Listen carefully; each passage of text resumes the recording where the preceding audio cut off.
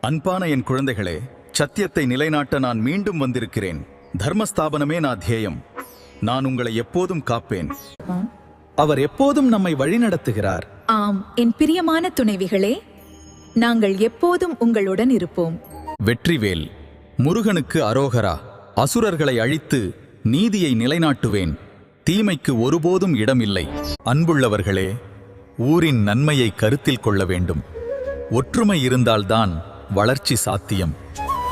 அன்புள்ள வள்ளி, எனது நாதர், பிரியமான தெய்வானை, தெய்வமே,